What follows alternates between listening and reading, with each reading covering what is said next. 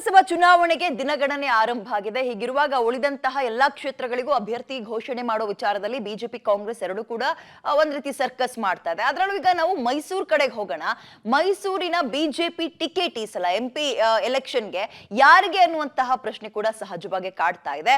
ಇಲ್ಲಿ ತನಕ ಅಲ್ಲಿ ಸಂಸದರಾಗಿದ್ದಂತವರು ಹಾಲಿ ಸಂಸದರು ಪ್ರತಾಪ್ ಸಿಂಹ, ಬಟ್ ಈ ಸಲ ಅವರಿಗೆ ಟಿಕೆಟ್ ಮಿಸ್ ಆಗುತ್ತಾ ಅನ್ನುವ ಪ್ರಶ್ನೆಯೂ ಕೂಡ ಕಾಡೋಕೆ ಆರಂಭ ಆಗಿದೆ. ಕಾರಣ ನಿನ್ನೆ ಫೇಸ್ಬುಕ್ ಲೈವ್ ನಲ್ಲಿ ಪ್ರತಾಪ್ ಸಿಂಹ ಅವರು ಆಡಿದಂತಹ ಕೆಲ ಮಾತುಗಳು. ಮೋದಿ ಇರೋವರೆಗೂ ನಾನು ಇರ್ತೀನಿ ಅಂದಿದ್ದೆ, ಮೋದಿ ಇರೋವರೆಗೂ ಇರ್ತೀನಿ ಅಂದಿದ್ದೆ, ಬಟ್ ರಾಜಕಾರಣದಲ್ಲಿ ಏನ್ ಬೇಕಾದ್ರೂ ಆಗ್ಬೋದು ಅಂತ ಹೇಳುದ್ರ ಮುಖಾಂತರ ನನಗೆ ಟಿಕೆಟ್ ಬಗ್ಗೆ ತಾಯಿ ಚಾಮುಂಡಿ ತಾಯಿ ನಿರ್ಧಾರ ಮಾಡ್ತಾಳೆ. ಮೋದಿ ಅವರ ಆಶೀರ್ವಾದದಿಂದ ಇಲ್ಲಿ ತನಕ 2 ಸಲ ಗೆದ್ದಿದ್ದೀನಿ. 10 ವರ್ಷ ಸೇವೆ ಮಾಡಿದ್ದಕ್ಕೆ ನಿಮಗೆ ಅಂದ್ರೆ 10 ವರ್ಷ ಸೇವೆ ಮಾಡೋ ಅವಕಾಶ ಕೊಟ್ಟಿದ್ದಕ್ಕೆ ನಿಮಗೆ ಚಿರಋಣಿ ಅಂತ ಹೇಳುದ್ರ ಮುಖಾಂತರ ಮೈಸೂರಿನಲ್ಲಿ ರಾಜಕಾರಣ ಮಾಡೋದು ತುಂಬಾನೇ ಕಷ್ಟ, ಮೈಸೂರಿನಲ್ಲಿರುವಷ್ಟು ರಾಜಕಾರಣ ಬೇರೆ ಎಲ್ಲೂ ಇಲ್ಲ, ಈ ರೀತಿಯ ಮಾತುಗಳನ್ನ, ಭಾವುಕ ನುಡಿಗಳನ್ನ ಫೇಸ್ಬುಕ್ ಲೈವ್ ನಲ್ಲಿ ಪ್ರತಾಪ್ ಸಿಂಹ ಅವರು ಆಡಿದ್ರು. ಈ ರೀತಿಯ ಮಾತುಗಳನ್ನ ಆಡ್ತಾ ಇದ್ದಂತೆ ಸಹಜವಾಗಿ ಪ್ರಶ್ನೆ ಕಾಡ್ತಾ ಇದೆ, ಪ್ರತಾಪ್ ಸಿಂಹ ಅವರಿಗೆ ಮೈಸೂರು ಟಿಕೆಟ್ ತಪ್ಪುತ್ತಾ, ಕೈ ತಪ್ಪುತ್ತಾ ಈ ಸಲ ಅಂತ. 2 days ಅಲ್ಲಿ ಟಿಕೆಟ್ ಅನೌನ್ಸ್ ಆಗ್ಬೋದು. ಟಿಕೆಟ್ ಸಿಕ್ಕಿ ಇನ್ನು 5 ವರ್ಷ ಕೆಲಸ ಮಾಡಲಿಕ್ಕೆ ಅವಕಾಶ ಆಗುತ್ತೆ. ಕೊಡಗಿನ ಕಾವೇರಿ ತಾಯಿ, ಬೆಟ್ಟದಲ್ಲಿ ಕೂತಿರುವ ತಾಯಿ ಚಾಮುಂಡೇಶ್ವರಿ ಹಾಗೂ ಇಗ್ಗುತಪ್ಪ ದೇವರು ಹಾಗೂ ನಾನು ನಂಬಿರುವಂತಹ ಎಲ್ಲ ದೇವರುಗಳು ಕೈ ಹಿಡಿತಾರೆ. 10 ವರ್ಷ ನಾನು ಕಾರ್ಯಕಾಲವನ್ನು ಕಂಪ್ಲೀಟ್ ಮಾಡೋ ಹಂತಕ್ಕೆ ಬಂದಿದ್ದೀನಿ. ನಾನು ಇಲ್ಲಿ ಬಂದು ಅಭಿವೃದ್ಧಿ ಕೆಲಸ ಮಾಡಬೇಕು, ಪಾಲಿಟಿಕ್ಸ್ ಮಾಡಬೇಕು, ಸಂಘಟನೆ ಕಟ್ಟಬೇಕು, ಎಲ್ಲ ಕೆಲಸಗಳು ನನ್ನ ತಲೆ ಮೇಲೆ ಬಂತು. ನಾನು ಆ ಪತ್ರಕರ್ತನ ಅವತಾರದಲ್ಲಿ ಬಂದು ಪಾಲಿಟಿಷಿಯನ್ ಆಗ್ಬಿಟ್ಟು ಒಬ್ಬ ಲೀಡರ್ ಮೇಲೆ ಒಂದು ವಿಶ್ವಾಸ ಬರ್ಬೇಕಲ್ವಾ. ಆ ವಿಶ್ವಾಸ ಗಳಿಸಬೇಕಾದ್ರೆ ಬಹಳಷ್ಟು ನಾವು ನಮ್ಮ ಅಭಿವೃದ್ಧಿ ಕಾರ್ಯಗಳ ಮುಖಾಂತರ ಜನರನ್ನ ನಾನು ಅಭಿವೃದ್ಧಿ ಕಾರ್ಯಗಳ ಮುಖಾಂತರ ಹೋಗಿ ಜನರ ಹತ್ರ ವಿಶ್ವಾಸನ ಗಳಿಸಿಕೊಂಡು ಆನಂತರ ಅವರು ನನ್ನ ಮಾತಿಗೆ ಬೆಲೆ ಕೊಡುವಂತ ಒಂದು ವಾತಾವರಣ ಸೃಷ್ಟಿ ಮಾಡ್ಕೊಳ್ಬೇಕು. ಈ ಮಹಾರಾಜರಲ್ಲಿ ಹೊಗಳು ಭಟ್ರು ಇರ್ತಾರೆ, ಚಾಡಿಕೋರರು ಇರ್ತಾರೆ, ಎಲ್ಲಾ ತರದವ್ರು ಇರ್ತಾರೆ ಇಲ್ಲಿ. ಹಾಗಾಗಿ ಇಲ್ಲಿ ರಾಜಕಾರಣ ಮಾಡೋದು ಬಹಳ ಕಷ್ಟ. ಆದ್ರೆ ಇಲ್ಲಿ ಏನು ಅಂತಂದ್ರೆ ಇಲ್ಲಿ ಅಷ್ಟು ಸುಲಭವಾಗಿ ಯಾವುದೇ ಸಂಘಟನೆ ಸಿದ್ಧಾಂತ ಬೇರ್ಬಿಡೋದು ಬಹಳ ಕಷ್ಟ. ಯಾಕೆಂದ್ರೆ ಅಷ್ಟು ಜಾತಿಯ ಒಡಕುಗಳಿದೆ. ನರಸಿಂಹರಾಜ ಒಡೆಯರ್ನು ಕೂಡ ಜನ ಸೋಲ್ಸಿದ್ದಾರೆ. 91 ಅಲ್ಲಿ ಸೋಲ್ಸಿದ್ರು. ಅವಾಗೇನೋ ಸಿಂಬಲ್ ಮಿಸ್ಟೇಕ್ ಆಗಿ ಸೋಲ್ಸ್ಬಿಟ್ಟಿದ್ದಾರೆ ಅಂತ ಅಂದ್ರೂ ಕೂಡ 2004ರಲ್ಲಿ ಮಹಾರಾಜರನ್ನು 3ನೇ ಪ್ಲೇಸಿಗೆ ಕಳಿಸ್ಬಿಟ್ರು ಜನ. ಇವತ್ತೇನು ಅಂತಂದ್ರೆ ಅವ್ರ ಮನೆ ಬಾಗಲಕಾಯಿಯವರು ಬೇಕು, ಜನ ಹೋಗಿ ಬೇರೆಯವ್ರ ಮನೆ ಬಾಗಲಕಾಯಬಾರದು. ಪ್ರತಾಪ್ ಸಿಂಹ ಒಬ್ಬ ಸಾಮಾನ್ಯ ಪತ್ರಕರ್ತನನ್ನ ಬಂದು ಅನಾಮತಾಗಿ ಟಿಕೆಟ್ ಕೊಟ್ಟು ಒಬ್ಬ ಪತ್ರಕರ್ತನನ್ನ ಏಕಾಏಕಿ ಸಂಸದನನ್ನು ಮಾಡಿದವರು ನರೇಂದ್ರ ಮೋದಿಜಿಯವರು. ಅವ್ರ ಹೆಸರಲ್ಲಿ ಗೆದ್ದವು ನಾನು. 2019ರಲ್ಲೂ ಅವ್ರ ಹೆಸರಿನಲ್ಲಿ ಗೆದ್ದಿದ್ದು. ನಾನು ಇವತ್ತು ಇಷ್ಟು ಕೆಲಸ ಮಾಡಿದ್ದೇನಲ್ಲ, ನನ್ನ ಮೋದಿಜಿ ಕೊಟ್ಟಿರೋದು ಕೆಲಸಗಳು ಇದು. ಪ್ರತಾಪ್ ಸಿಂಹಂದು ಏನಂತಲ್ಲ, ಇವತ್ತು ಜನ ದೇಶಕ್ಕೆ ಮೋದಿ ಬೇಕು ಅಂತಾರೆ, ಹಾಗೆ ಕ್ಷೇತ್ರಕ್ಕೂ ಒಬ್ಬ ಛೋಟಾ ಮೋದಿ ಬೇಕು ಅಂತ ಹೇಳ್ತಾರೆ. ಈ ಪ್ರೀತಿ ಸದಾ ಇರಲಿ. ಮುಂದಿನ ದಿನಗಳಲ್ಲೂ ಕೂಡ ನನಗೆ ವರವಾಗಿ ಇನ್ನೂ 5 ವರ್ಷ ಕೆಲಸ ಮಾಡಲಿಕ್ಕೆ ಅವಕಾಶವನ್ನು ಕಲ್ಪಿಸ್ತದೆ ಅಂತ ಹೇಳಿ ನಾನು ಖಚಿತವಾಗಿ ವಿಶ್ವಾಸ ಇಟ್ಟಿದ್ದೀನಿ.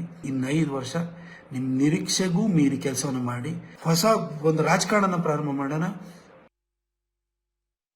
ಓಕೆ, ಇನ್ನು ನೆನೆ ಡೆಲ್ಲಿ ಹೈಕಮಾಂಡ್, ಬಿಜೆಪಿ ಹೈಕಮಾಂಡ್ ನಲ್ಲಿ ಸಿಇಸಿ ಮೀಟಿಂಗ್ ನಡೀತು. ಅಂದ್ರೆ ಉಳಿದಂತಹ ಈಗಾಗಲೇ ಫಸ್ಟ್ ಲಿಸ್ಟ್ ಅನ್ನ ರಿಲೀಸ್ ಮಾಡಿರುವ ಬಿಜೆಪಿ ಹೈಕಮಾಂಡ್ ಉಳಿದಂತಹ ಕ್ಷೇತ್ರಗಳಿಗೆ ಯಾರನ್ನ ಆಯ್ಕೆ ಮಾಡುವಂತದ್ದು, ಅಭ್ಯರ್ಥಿಗಳನ್ನ ಆಯ್ಕೆ ಮಾಡುವಂತಹದ್ದು ಅನ್ನುವ ವಿಚಾರಕ್ಕೆ ಸಂಬಂಧಪಟ್ಟಂತೆ ಸಭೆ ಆಗಿದೆ.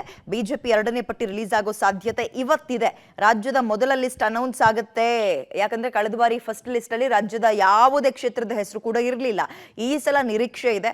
ಮೊದಲ ಹಂತದಲ್ಲಿ ಏನಿಲ್ಲ ಅಂದ್ರೂ ಕಡಿಮೆ 15ರಿಂದ 17 ಅಭ್ಯರ್ಥಿಗಳ ಘೋಷಣೆಯಾಗುವಂತಹ ನಿರೀಕ್ಷೆ ಇದೆ.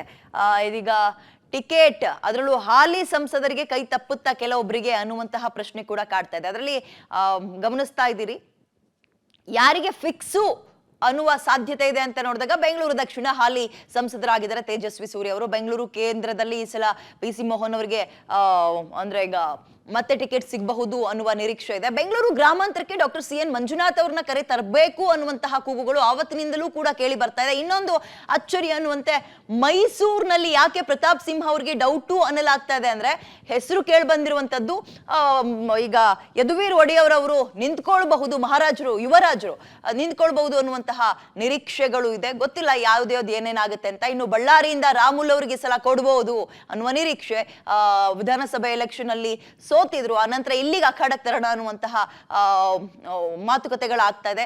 ಅದೇ ರೀತಿಯಾಗಿ ಕಲಬುರಗಿಯಲ್ಲಿ ಉಮೇಶ್ ಜಾಧವ್, ಬಾಗಲಕೋಟೆಯಲ್ಲಿ PC ಗದ್ದಿಗೌಡರ್ ಸೇರಿದಂತೆ ಹಲವು ಕಡೆ ಈ ಸಲ ಹಾಲಿ ಎಂಪಿಗಳಿಗೆ ಕೈ ತಪ್ಪಿ ಟಿಕೆಟ್ ಹೊಸ ಮುಖಗಳಿಗೆ, ಆ ಹೊಸ ಮುಖ ಅನ್ನೋದಕ್ಕಿಂತ ಒಂದ್ ರೀತಿ 50-50 ಫಾರ್ಮುಲಾ ತರ್ತಾರ ಅನ್ನುವಂತಹ ನಿರೀಕ್ಷೆ ಕೂಡ ಇದೆ. ಚಿಕ್ಕೋಡಿಯಿಂದ ಅಣ್ಣಾ ಸಾಹೇಬ್ ಜೊಲ್ಲೆ, ವಿಜಯಪುರದಿಂದಲೂ ಕೂಡ ಬಿಜೆಪಿ ಒಂದು ಯಾರಿಗೆ ಟಿಕೆಟ್ ಕೊಡ್ಬೋದು ಅನ್ನೋದಕ್ಕೆ ಸಂಬಂಧಪಟ್ಟಂತೆ ಈಗಾಗಲೇ ರಮೇಶ್ ಜಿಗಜಿಣಗಿ ಅನ್ನುವಂತಹ ಹೆಸರು ಓಡಾಡ್ತಾ ಇದೆ. ಚಿಕ್ಕೋಡಿಯಿಂದ ಅಣ್ಣಾ ಸಾಹೇಬ್ ಜೊಲ್ಲೆ, ಹಾಗೆ ಶಿವಮೊಗ್ಗದಿಂದ ಈಗ ಆಲ್ರೆಡಿ ಇರುವಂತಹ ಸಂಸದರು, ಹಾಲಿ ಸಂಸದರು BY ರಾಘವೇಂದ್ರ, ಬೆಳಗಾವಿಯಿಂದ ಜಗದೀಶ್ ಶೆಟ್ಟರ್ ಅನ್ನಲಾಗ್ತಾ ಇದೆ. ಧಾರವಾಡದಲ್ಲಿ ನಿಂತ್ಕೊಳ್ಬಹುದು, ಜೋಶಿ ಅವರಿಗೆ ಟಕ್ಕರ್ ಕೊಡ್ಬೋದು ಅನ್ನಲಾಗ್ತಾ ಇತ್ತು, ಅಂದ್ರೆ ಜೋಶಿ ಅವರೇ ರಿಪ್ಲೇಸ್ ಆಗ್ತಾರ ಅಂತ.